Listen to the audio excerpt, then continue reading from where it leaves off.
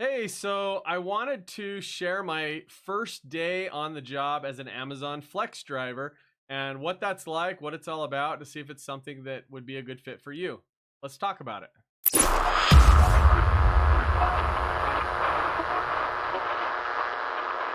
All right, so first and foremost, you can see I'm wearing my vest that I received on the first day of the job, and I'm just going to talk a little bit about how that experience went. It was kind of intimidating, if I'm being completely honest, because I'm used to working from home, doing things in my home office, and my business has been a little bit slower recently, so I've just been looking for other ways to pick up a few bucks here and there. And Amazon Flex recently was made available in my area, and so I decided to give it a try. And if you're not familiar with what Amazon Flex is, basically you get to go around in your own vehicle and deliver Amazon packages. So it's pretty low key as far as that goes. I know DoorDash is something a lot of people like to do, and the Uber Eats, stuff like that. With that, you're having to go into restaurants and maybe deal with people a little bit more. And so Amazon is a little different because at least in my experience so far, you're really not dealing with people much. You're just out in your car dropping packages off. So, just really quickly, the question that comes up a lot online is Amazon Flex worth it? And I'm going to talk about that a little bit in this video, at least my impressions or my thoughts on that. But let's just start really quickly with how the first drive went. And I didn't record anything on the drive. I'm not that advanced. I don't have all the tech to be able to easily do that, because you're actually using your phone to run through the Amazon Flex app. And it actually takes you to each location, and you have to scan packages with it. So you're actively using your phone, and it's not really great if you have to do something else with your phone. And since that's the only other camera that I have other than my webcam in my office, then I didn't really have a way to record the trip. But what I'll tell you, when I arrived at the Amazon location, so the first thing I did is I parked just in the parking lot because the app was telling me that I still had a few minutes before I could check in. What I noticed is out here in front of my car, there's a line of cars lined up in kind of this entry point to the building, to the side of the building, where I could see an overhanging, like an overhanging cover where people were going to be able to park underneath. And it looked like they had like these big metal bins where they would bring in all of the packages. They had stuff lined up next to each parking stall inside of that covered area. So I didn't drive inside of a building. And that's actually one of the things in the training videos that Amazon says you do, is you drive inside the building. That was not the case at the location that I was at.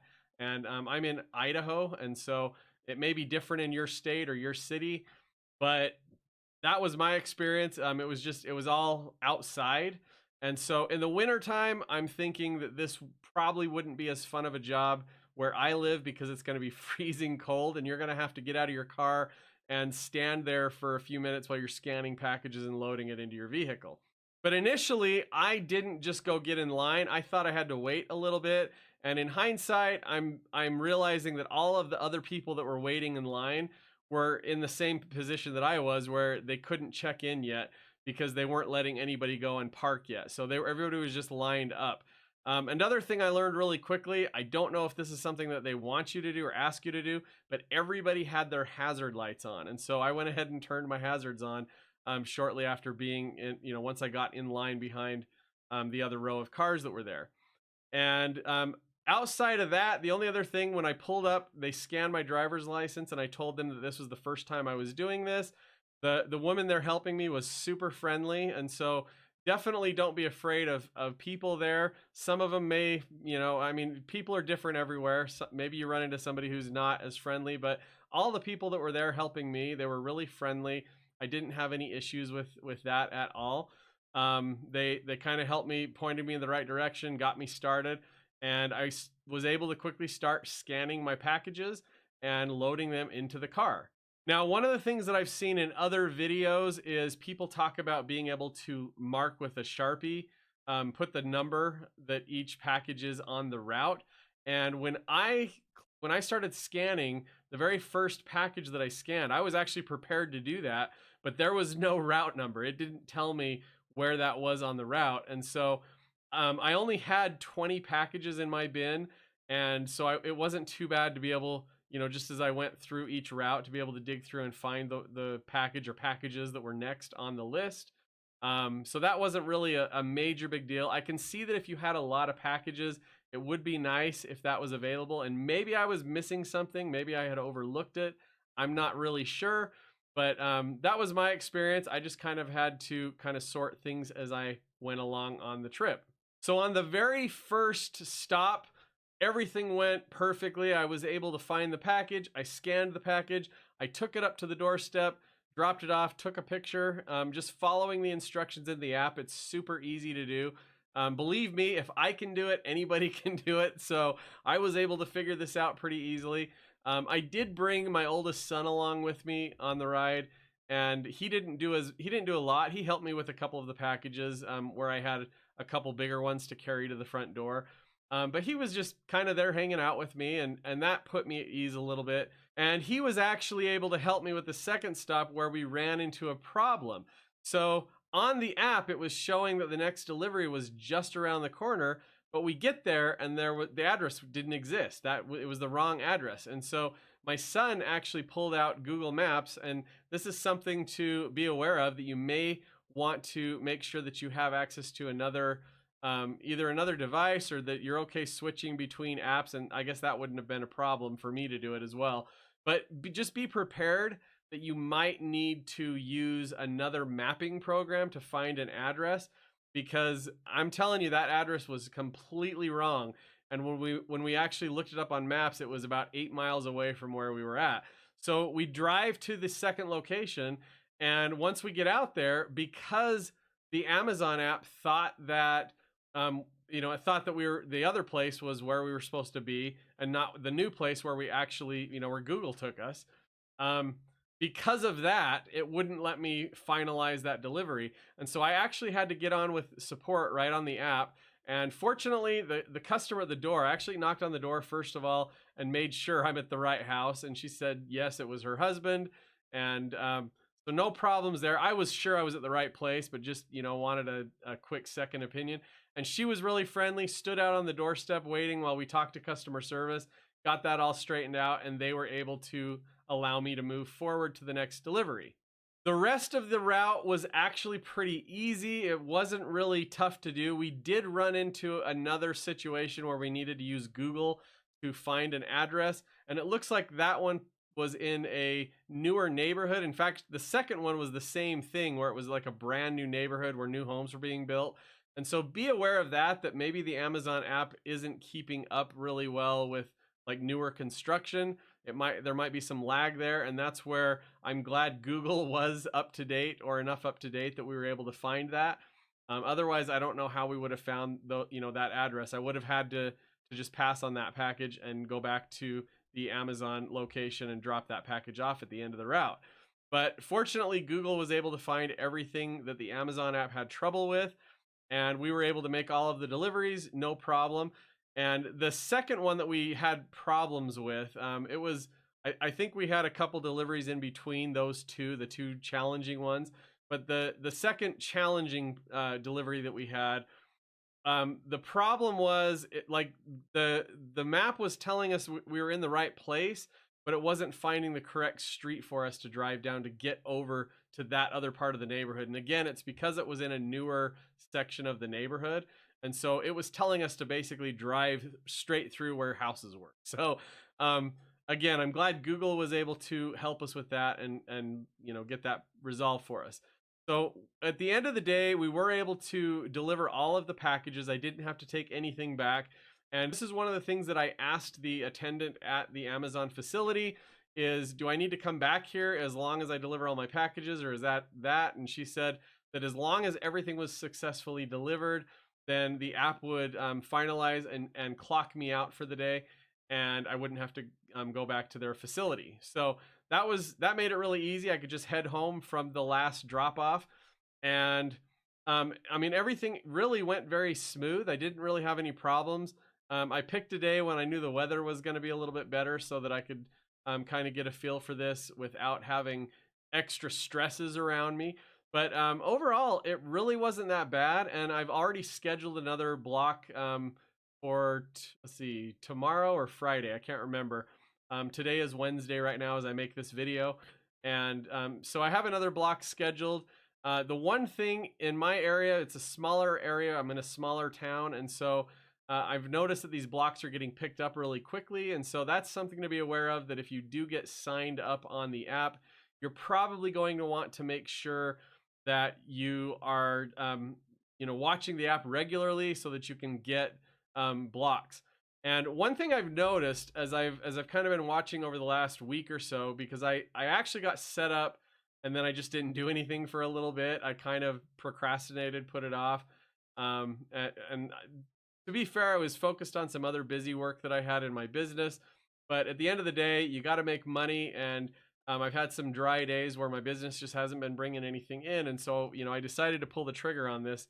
But initially, when I got the app all set up, I did start watching it, and one of the things that I noticed is if you are able to wait at all, the price of the job goes up a little bit, and so that's something to consider, because the more money that you can get paid for the same time slot, the better off you're going to be. Obviously, the more you're going to be reimbursed for gas and so forth, because that's something to be aware of. And on that note, I do want to talk about gas. So I had a full tank. I was driving my 20, I think it's a 2015. I should know the make and model of my car, right? It's a 2015 Toyota Highlander. And with a full tank of gas, we were down probably about an eighth of a tank by the time the route was finished. And the route was supposed to be a 3-hour route, and it really took us just a little over 2 hours. So we got done, really quick, and I wasn't speeding or anything.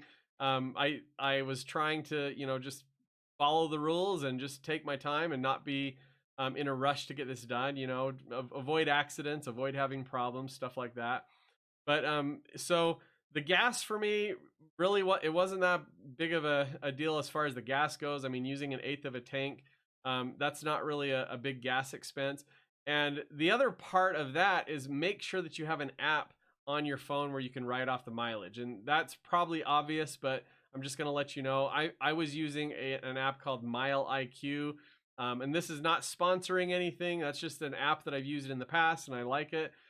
They have a free version up to a certain number of drives per month. And so for me doing this job, I don't know if I'm going to be doing it like every day, multiple times or anything like that. So I don't know if I'm going to end up needing to pay for it or not.